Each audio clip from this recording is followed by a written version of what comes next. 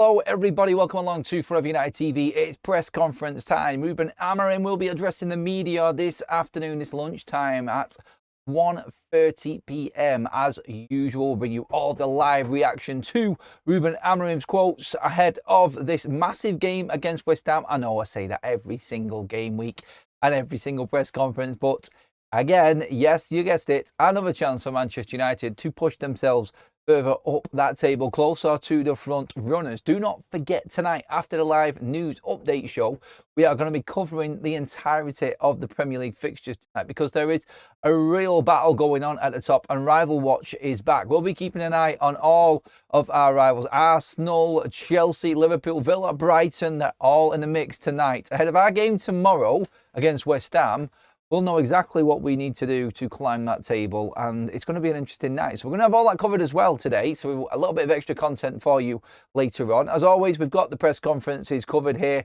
on Forever United TV, so get into the live comment section, please, everyone. Give me your thoughts. Let me know what you're thinking. Let me know how you see this one going. What are the key questions to ask?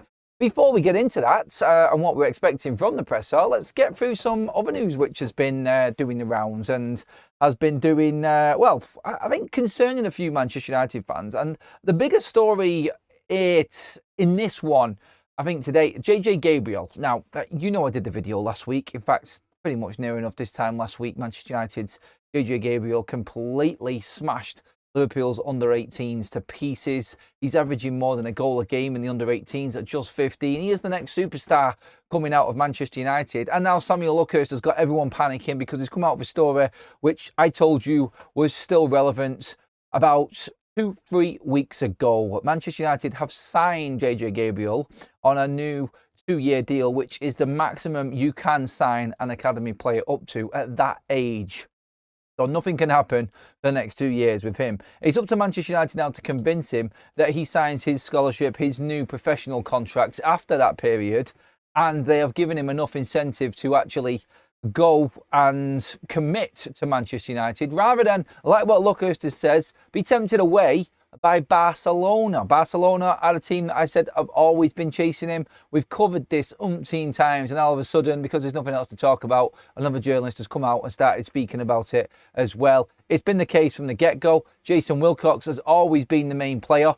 His father, in fact, JJ Gabriel's father, actually likes Ruben Amorim, has spoken to him a lot. Ruben has done his bit to try and keep JJ Gabriel, keep his feet firmly on the floor at Carrington, while giving him enough incentive, along with the academy coaches, Darren Fletcher, the one who he works under in the under-18s. He's not going to make it to the under-21s, I don't think. I think he's probably going to be propelled into the first team at this rate just to try and keep him at the football club.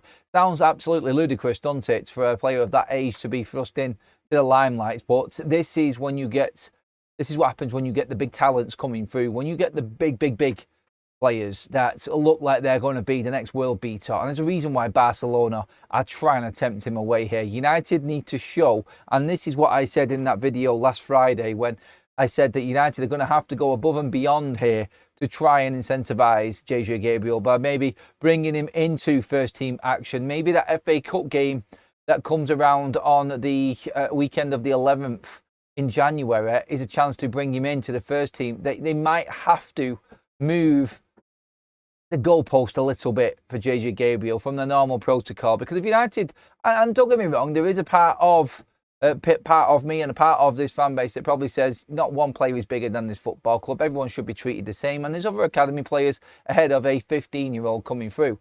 But if it looks like you're about to lose one of the best talents that has ever been produced, you have to try and change it up a little bit. So that story is doing the rounds this afternoon. It's come from Samuel Luckhurst, who will be in the press conference today asking questions, along with Simon Stone, who has, along with Samuel Luckhurst, come back and said exactly what we already knew yesterday, again, after it was announced that the AFCON and FIFA federations are saying that players at clubs don't have to be released until the 15th or after the 15th. So Brian Mbeumo, Ahmad and Nus Mazraoui are going to be available for the game against Bournemouth on the Monday Night Football.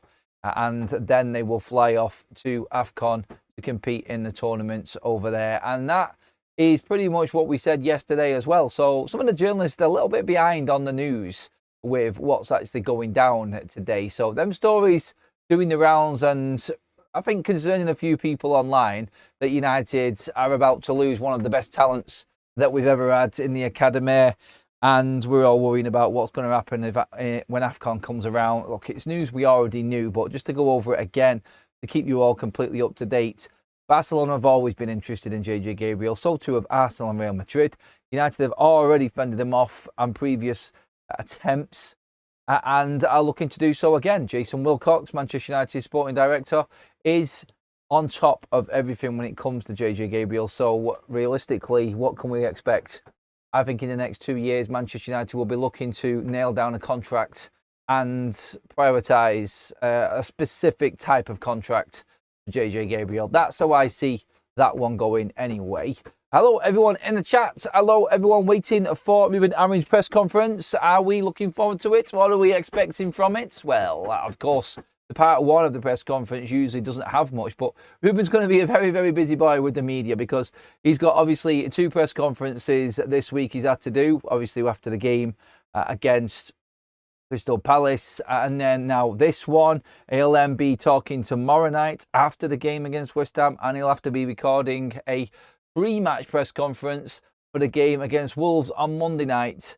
That will be tomorrow evening as well. So that's going to be released on Friday. So that's a pre-recorded press conference. So press conference central this week for Ruben. And it must feel like he's back in Europe again with the Thursday night football and double press conferences through the week. But this is obviously where the fixtures start to pile up. I'm going to sneeze. Oh. God, that one. Whoa, that one had some power in there. Jesus, my ears popped and everything. Anyway, it is going to be a busy period for United. And thankfully, we're expecting anyway for Ruben to come out today in the presser and tell us that Matheus Cunha, again, pictures posted all over social media about Cunha being back in training again. He is in preparation for Thursday night against West Ham and he's going to be in the matchday squad. There's no if, buts or maybes at all about this one. He's in, and we expect Ruben to tell us in approximately 19 minutes time that Cunha is back. The question will be asked on Harry Maguire as well, obviously, and I think that will definitely bring into the conversation the participation of Lenny Yoro. He isn't going to start tomorrow night. I'm pretty certain he won't start tomorrow night, to be honest, and I can understand why. I really can with Ruben Amorim, but yes. We have got a poll running right now as well. Will Cunha start tomorrow? Get involved in that poll. Do you think Ruben will bring him in, or do you think Ruben is going to just rest him up and allow him to come back slowly? It was just a head injury by the sounds of it, so nothing in his body elsewhere that's going to really be affected by that. We could just do with consistent games now. We need to get him up to speed for when Mbeumo and Ahmad leave on AFCON, and then hope that him, Mason Mount, Dirksey, Mainu, all of these other 10s can cover that area of the pitch. Unfortunately, there's nothing we can do with Ahmad. It's going to be Dalot, Dorgu or Shaw that are playing in these wide-back positions now. So we've got, 4 or 5 games to get through for that. But we need Cunha back. We need Cunha and his form from last season coming up now from Man United, I think. I think this is important, and I think we do get more. Hopefully we do get more out of him now. If I'm in, I'm chomping at the bit if I'm Cunha right now. Trying to get back in this side. 2 injury layoffs already in the first third of the season. It's been a stop-start time to his period at Manchester United. And I think now with players missing, we need some leadership. We need big players to stand up, and Cunha is definitely one of them big players that can definitely change games for Manchester United and influence the rest of the team. So I'm hoping that he does actually come back in and does play a part tomorrow. We need him firing on all cylinders now over these next few games, finding his feet for that 15th when our trio leave for AFCON. Jamie says in the chat, no, I've not, buddy. I've just heard all the hype about him being the next big thing. I see him doing stuff with tennis balls I can't do with a football. Jamie talking there to somebody else by the sounds of it. regarding Ahmad. He also says, Adam, is he really going to be that good? I've heard it for years with our academy. I thought Shea Lacey would have featured by now. The under-18s is nowhere near the level of the Prem. No, it's not near the level of the Prem, but you cannot afford to lose a player like this and this of this quality. Just bear in mind, he was playing in the under-18s at 14. This is a similar level to Lamine Yamal, Wayne Rooney, these players coming through. You think of the age gap. You're talking about players that would have finished college, and this kid is just coming into what, year 9, year 10 sort of territory at high school, and playing in that team, and he's the leading goal scorer for that whole division, not just United, the whole division. You add that up and go forward. Even if you lose a couple of years in development, he's still going to be miles ahead of his years. And we will lose him to Barcelona. They will take him because they're not going to spend money on players anymore. Well, they're trying to recoup the money that they've lost while trying to fix the new camp. So they're going to be jumping at anything that they can to take prospect-wise. Manchester United need to be on their toes with JJ Gabriel. Otherwise, we will end up losing him. And this is the point I was making in that video the other night. I clicked yes and instantly thought bench, then second half on, says Gray. For that, Cunha, does he start? 51% of you so far saying no. I think you're celebrating Christmas and the festive period in the right way. Someone else talking to someone else, I think, there. It would be tough on Xerxes and Mount if they were left out after both getting on the score sheet. I agree with that one, Anthony. I do think both of them players are going to be straight back in the starting lineup. I don't think Cunha's going to start. I think it will be a bench appearance, and I think he'll get a good game time. And then I think we'll be looking at potentially bringing him in to play against his old club, which is quite ironic, really, isn't it? On Monday night against Wolves at Molineux. So, yeah, let's just see. I'm guessing 20, 30 minutes for Cunha. So it kind of pushes the other two in them positions to really kickstart and start the game quickly, doesn't it? So it bodes well for United that we're actually going to see Cunha coming back in, and the other players that have now found their feet, like Xerxes, are going to have to really up their game even more. So good competition for places is always healthy, I think. That's why Chelsea banned Liverpool and United scouts. Stop them stealing the young guns, says Lonan. And Liverpool obviously punished by the FA as well for trying to take some of the best. City and Liverpool, I think it was, who were punished by the FA, or it might have been the Premier League a few years back, for trying to basically buy in top young talent as well. It is a world where it's quite a brutal world when it comes to academy players around that age, and they can just be dropped like that, as we know. So yeah, really interesting to see how it develops with JJ Gabriel. But United do have confidence in that they can actually make something happen. Another interesting story that's been developing that Simon Stone has talked about regarding another academy player is young fullback Harry Amas. He says Manchester United are still discussing which players are likely to spend the second half of the season on loan. That includes fullback Harry Amas, who has had an excellent stint at Sheffield Wednesday. Wednesday are keen to keep Amas, but no, there is a huge interest in the 18-year-old and are uncertain whether he will remain at Hillsborough beyond the end of the month. So this does sometimes happen. 6-month loans, you'd have thought just let the player see out the rest of the season, but no, we've seen this before with the likes of, funnily enough, another fullback on the left-hand side, Alvaro Fernandez, coming back in the middle of a season to go out on loan to another football club. This does happen quite often, so we'll keep an eye on the Harry Amas situation and whether or not he stays at Sheffield Wednesday. I think he is really finding his feet there, and I think would definitely be positive if he could stay. Look, Sheffield Wednesday are probably going to get relegated. They're in a bit of mess. Obviously, they have just gone into administration and got rid of their nightmare owner. So they're looking at this now, and they're looking at any positive they probably can. They're not bothered about what happens to the club.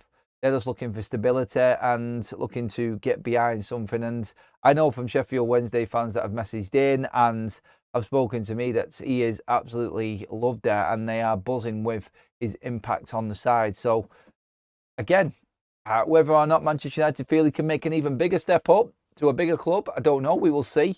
But the big list of players from Manchester United's academy that are going out on loan this January, it's getting bigger and bigger and bigger. We brought you the news earlier on about the potential loaning of Diego Leon, Chido Obe as well.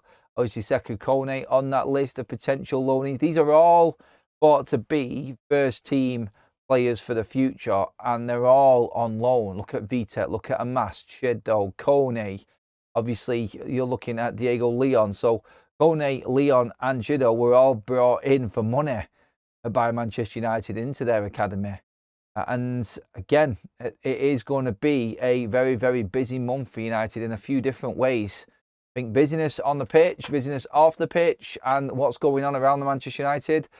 We brought you news earlier on as well, and I don't think this has got anything to do with being in the matchday squad, but Manchester United players like Diego Leon, Chido Obe, and Shea Lacey had nothing to do with Manchester United's under-21s this week. So are they going to be involved in the matchday squad? I can't see Chido and Kone featuring because there's too many players now fit and available again. And if you're bringing back, hopefully, Harry Maguire and Matheus Cunha, then you aren't going to have room. There is no room there. There is nothing there at all for you. So I just don't see it. In terms of other things that we're expecting from Ruben Amorim, I mean, there isn't much to talk about regarding the injuries, apart from the obvious. We've got Leacher back now, so that's that. I mean, someone's probably going to ask the question regarding Luke Shaw's 300 appearances for the football club.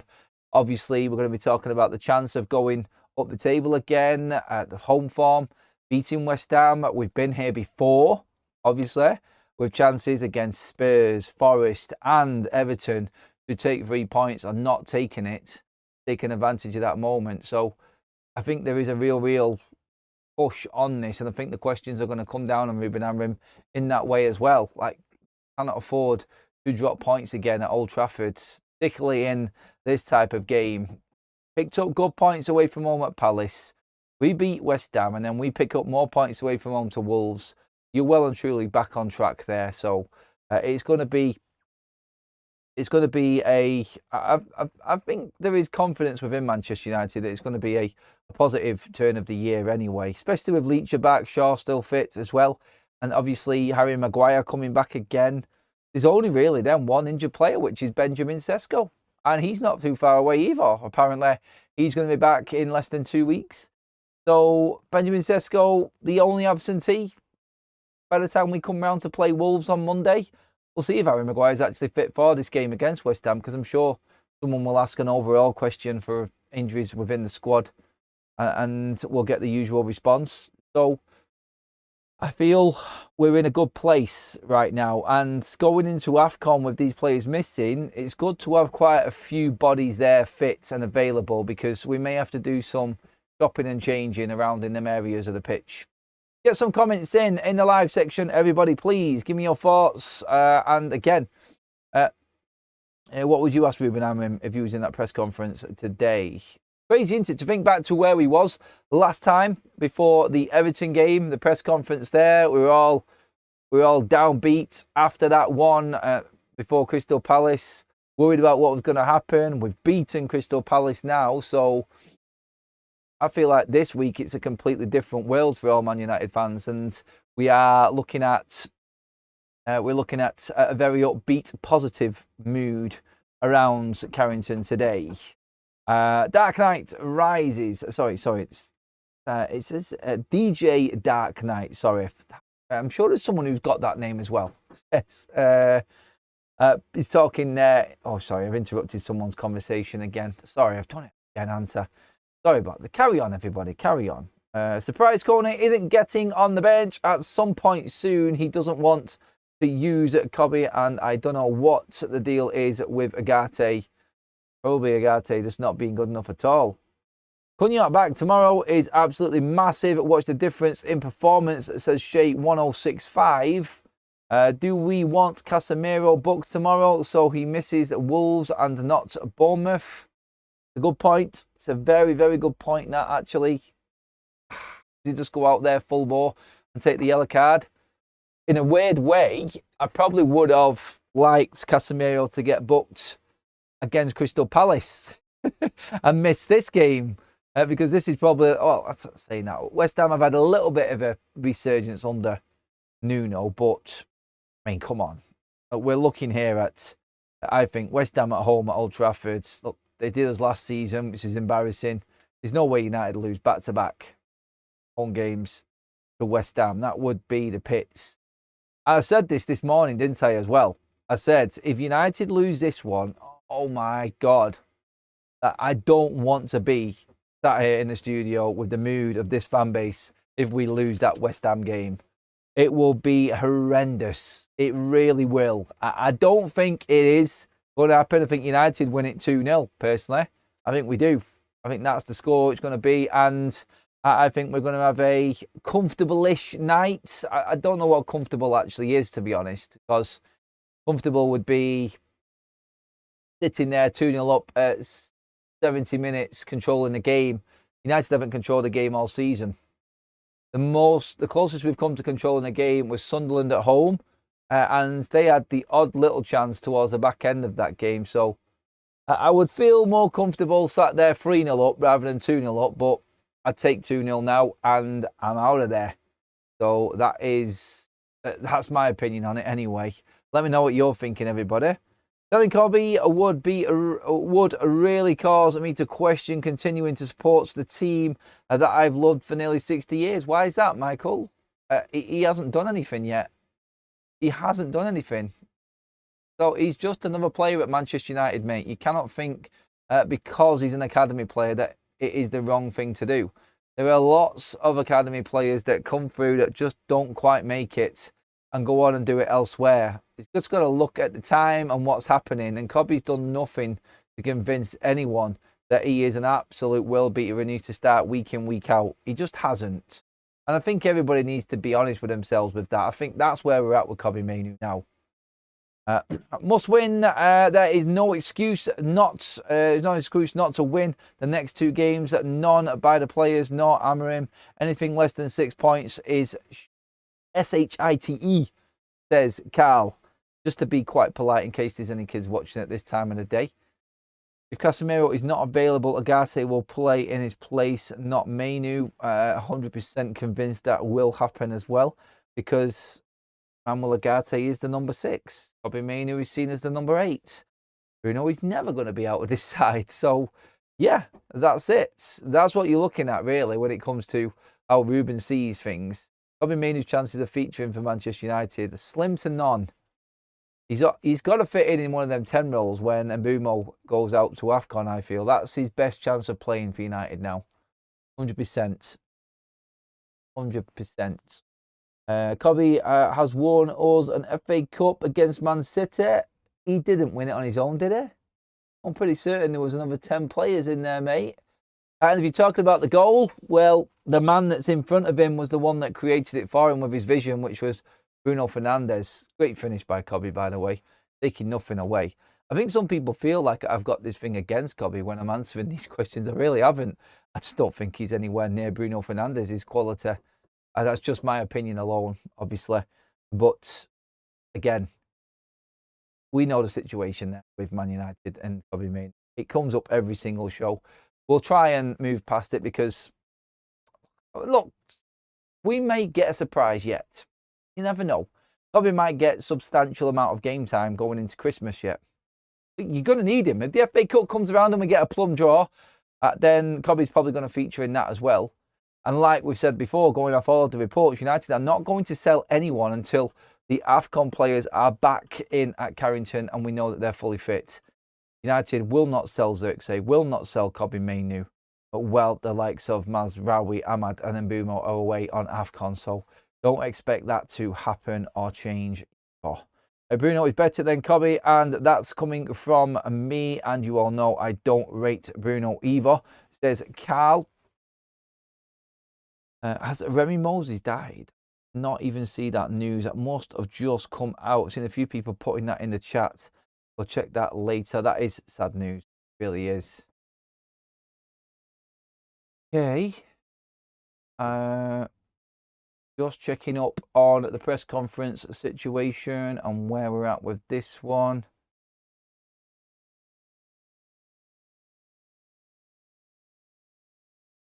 Far away now. Yep, we're actually on track by the looks of it. So we should be getting the Ruben quotes very, very soon. Of course, we'll be speaking here as ever. Yep, okay. Yeah, so we're just dealing with the embargoed version right now. So no comments. But we are 1 minute away from all of Ruben Amorim's reaction in the press conference. So we're going to do this live. Get your thoughts in as the quotes come through, everybody. I will bring you each one as it happens. Anything significant, singing my thoughts on it. But last time I was very annoyed that we did not have Cunha in the squad for Crystal Palace. It concerned me massively that we didn't have him in the squad. I remember that was the highlight from the last press conference. Yeah, Michael, I get that comment there. That's why you love watching Manchester United. But sometimes, look, there's other players coming through, mate. You might see the likes of Shea Lacey soon enough. You've still got players in there as well, mate. So it is, I think, trust where we're at the moment and what we're dealing with. I think at Manchester United is the right way to go. Please, by the way, everybody, pop a like on the video. Get in there now. Let's get that over 100 likes, please, for the press conference one. We always do the extra live show on press conference days. We like to bring the reaction to you live after Ruben has spoken. So we are about to kickstart that in just a moment.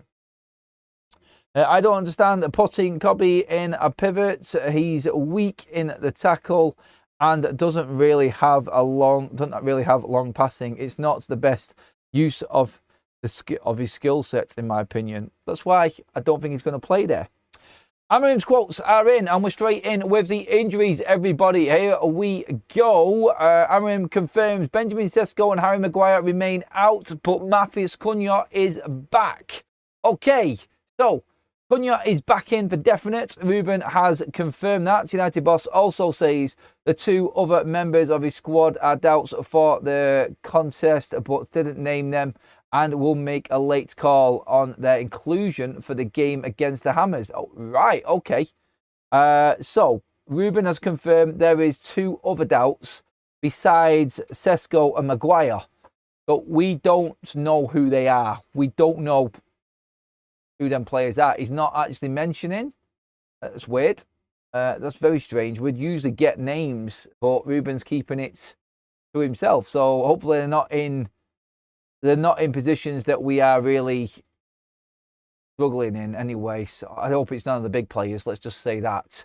But Cunha is definitely back, people. Ruben has just confirmed that. First question in. The man is well and truly back in that matchday squad. Will them other injuries that Ruben is talking about give Matheus Cunha a chance to feature? That's something that you've got to actually take into consideration here as well. We don't know who they are, by the way. I'm still waiting for the other quotes to come through regarding the availability of certain players. I'm just looking through quotes now online from the journalists that are in there. Amorim on how he deals with social media abuse. There's been a documentary on the BBC, a big investigation, and it says that 82% of the abuse goes towards the managers online on social media. It's normal in my profession when you are exposed to it. I don't read it. I protect myself. I don't watch TV when they are talking about Manchester United. Not because I don't agree. A lot of the time I don't. Sorry, a lot of the time I do. But it's the way of me being healthy. It's the only way to survive, says Ruben Amorim on that one.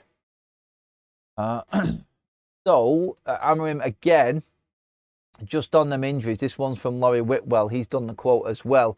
We have two doubts for the game. I will not tell you today because we will change the way we approach. Let's see if they can play tomorrow. Matheus is back, but I have two players who might not play. Sesko and Maguire are also out. So that's how Ruben has...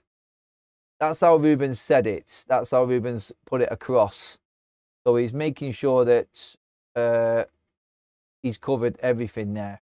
In that Maguire and Sesko still not quite ready, but 2 others are late fitness tests. So it can't be that bad of injury then. It'd just be doubts for this particular game. Hopefully not key positions, i.e. the goalkeeper for one. Amorim on Cunha, he says he has more levels to go. He's at a different club, different pressure. He was struggling because he was not scoring. He was thinking too much about the numbers, but the influence he has in the team is important to us. Talking about, obviously, Matheus Cunha's goal-scoring form. On the stats, he isn't doing that good at the moment. And that, I think, is where he's going with that one. He's trying to protect him regarding the goal-scoring record.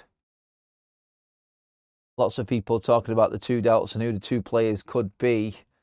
I don't know. I couldn't tell you. I know nothing. I'll try and find out. I'll try and do some digging and see. But I don't think it's anything really bad to concern us anyway. In terms of long-term absentees anyway. It's late fitness test for 2 other players. If you are just joining us, we haven't got a clue who them 2 players are. But we are waiting probably for an update tomorrow. So we will see. I'm sure that news will be leaked out some form before the game anyway tomorrow. So let's just see what comes about from that. Just checking through all of the other ones. Other quotes, that is, sorry, that are coming out at the moment. It's pretty slow going in terms of the release of the quotes. Everyone is a little bit slow off the mark here today. Checking through everything right now. Interesting how I think he's going to be absolutely delighted that he's got Matheus Cunha back anyway. Will be buzzing that Cunha's back. He loves him, doesn't he? So yeah, I got one website that is completely crashed with all the information anyway. But the main story is that Cunha is back.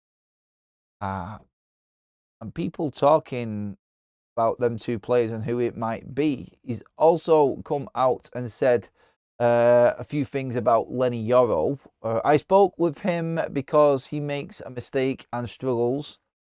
He wants to do everything so well. He's growing with games and setbacks. It's not easy for a young guy. He knows it wasn't his best game. I think that was the aftermath, wasn't it? The aftermath of the Crystal Palace game. We all seen the scenes. We all seen the upset, sort of downbeat looking Lenny Yoro. I think that's the best way to describe it. Mason Mount had an arm around him at one point. He just looked a full-on figure, didn't he, on the bench against Crystal Palace. It's horrible. When you know you've done bad, it's really hard to take. It's so demoralising. If you do anything bad, no matter if it's a football game, you're going to feel absolutely flat. And he looked flat, didn't he? Lenny Yoro looked absolutely beaten at Crystal Palace. Well done, whoever got rid... Oh, right, sorry. Someone got in trouble with the mods in the chats. Afternoon. Oh, Bruno looked like he was struggling Sunday. Late in the game, grabbed his hammy. Yeah, if he's grabbing his hammy, he's going to be coming off the pitch if there was anything wrong with that. I think it was cramp, if anything. I would always expect Bruno Fernandes to be in this side. I don't think... Bruno just doesn't do injuries, does he? Period. I don't know if I'm jinxing that right now. Some people might actually be happy if it was. Hopefully not. You want your captain in the side. Everyone's guessing in the chat now who it actually might be. Who are the 2 players? Did you see anything else at weekend? Was Luke Shaw flagging a little bit towards the end? I hope it's none of the injury-prone players. Like, for instance, Leacher felt something when he came on. Mason Mount, Luke Shaw. After me bigging them up all day, some of them players actually drop out with injury in this game. I pray to God, no. I hope not anyway. I really do. Kaz says Bruno was a knock. Carl says that we play 1 game without Bruno, lose, and everyone will say we always lose without Bruno, but forget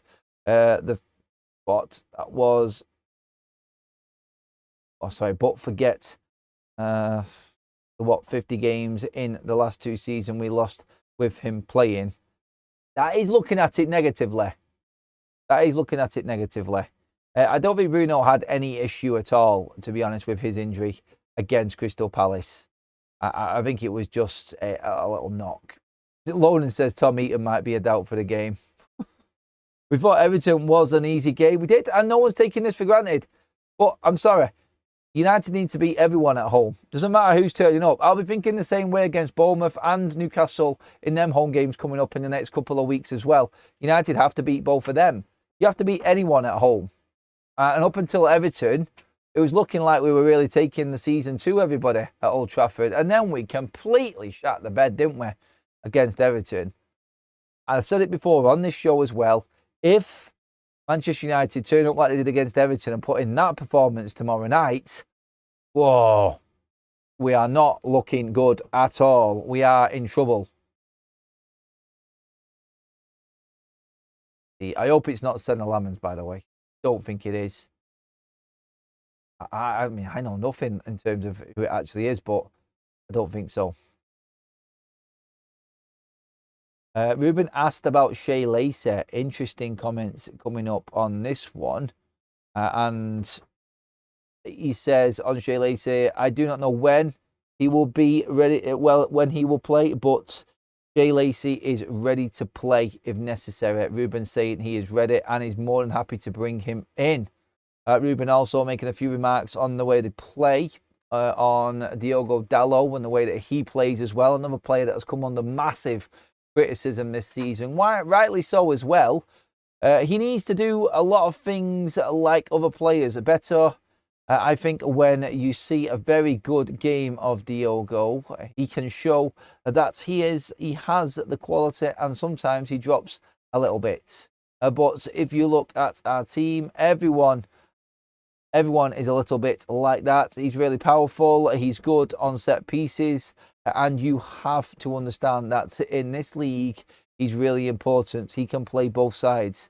It depends on what you want, the system that you want, that you are going to face, and to have the ability of playing both sides. Changing position during the game, that can help you also to even think about the squad for Dalot. The league, the league. So it's one player. He's international, always playing for the national team. So it's very important for us. But he needs to improve like any other player, sorry. Yeah, I mean, that goes without saying, doesn't it? Dalot needs to improve. Nothing really miraculous there.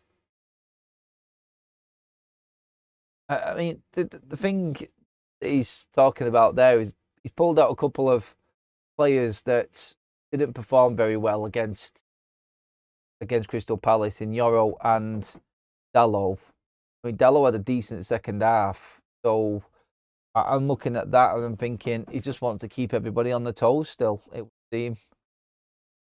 What I think is happening, but if you didn't see the news earlier on, again, it was the same news that we brought you yesterday in terms of the AFCON players. Manchester United will still have Ahmad Mbumo and Mazraoui for the next 3 games, West Ham, Wolves and Bournemouth.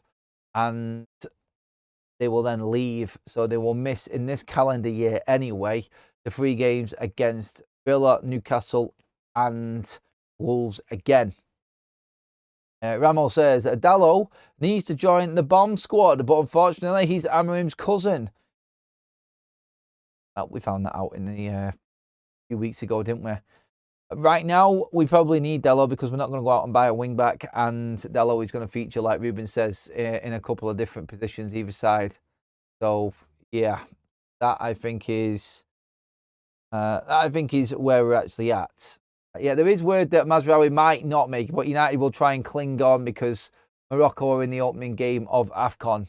So I think United will try and keep Mazraoui as well, all going off fitness of certain other players.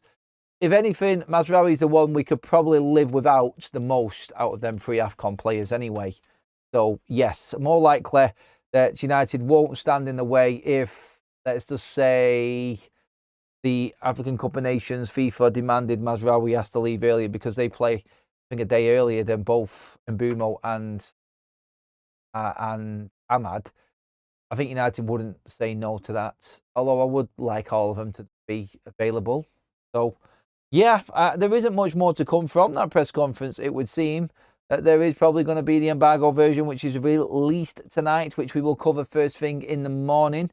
What other questions are asked in there, we shall see, of course, and we'll have that fully covered as well. Euro is not any worse than the other defenders, but he is a young and easy to take. This happens again and again. It's cowardice. Disagree story, mates, because he wasn't better than Luke Shaw and he wasn't better than De Ligt. So, come on, mate. You have to be realistic there. I think you're just trying to find something to poke at Ruben Amorim with that one there, mate. But he was our worst defender at weekend. And I think everybody's seen that. And the fact that he's walking off dejected means he also knows that he underperformed. So there's no hiding from it, and there's no real issue with what Ruben's done there. He's talked about a young lad who needs to be praised a bit, and he's come out and said that he's learning and getting better as he goes along. So, no, I mean, I'm not having that. I don't think that Ruben is using Euro because he's a young player and it's easy. He's definitely not cowardice, 100% not. It's going to be, I think, what most managers do, personally. Let's just double check for any other main headlines coming out of that presser. Good to see Ruben talk about Shea Lacey, that he is ready. He just doesn't know when he's going to play. If United get 3 goals up and are comfortable tomorrow night, maybe. But then again, that's wishful thinking for United, isn't it? It's probably going to be a tight game again. And we just take what we can. Hopefully we come away with the 3 points. But yeah, they're the main points from the press conference today, everybody. There isn't much more to go off. Like we said, we're probably going to get the embargo version later on tonight, and then we'll cover that first thing in the morning as well. Also, by the way, I do need to... Actually, I've got a favour to ask everybody. I'm just going to ask you right now. My Winton Wanderers ladies team has had its social media accounts deleted, Instagram deleted, by a narky old former coach through pure bitterness. I just want to ask everybody if you could follow Winton Ladies FC on Instagram. I will try and get the link for it directly and pop it into the pinned comment section. If I can get it quickly in the next minute, then I'll drop it into the live chat. But yes, we had our whole account deleted. All of the history of what we've done, all of the achievements wiped out because of a bitter former coach and people that used to be at the football club. I'm not going to hide away from saying that either. I really don't care. And we just rebuilt it now today, and we just want a few more people to get following us again. You'll see a lot more of me on there as well. We're going to be doing a bit more different content on there, so a different side of football that you will see me in. So please do give it a follow as well. Winton Ladies FC is the Instagram tag, everybody. Please do go and give it a follow, and I appreciate you all again for doing so. That pretty much is it then, everyone. Not much more to report. The press conference is well and truly done. I think Stu has just dropped the link in there now, actually, so I'll just pin that in. I'm pretty certain that is the actual link. I will double check it. Yep, that is the one. Stu has dropped it in there. I've just pinned that in there, everybody. So we'll put that in a pinned actual comment as well. Please do go and follow it. We were harshly treated, and I think the girls would much appreciate your support as well. The FUTV army getting behind the orange and black army, the Winton ladies team. Thank you, everybody. That is the show this lunchtime.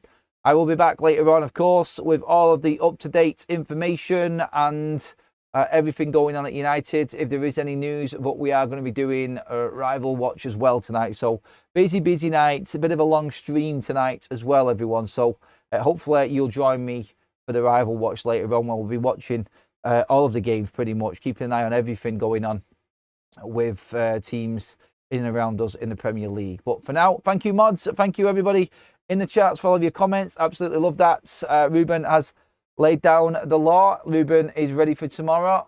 We'll bring you the rest of the press conference first thing in the morning as well. But for now,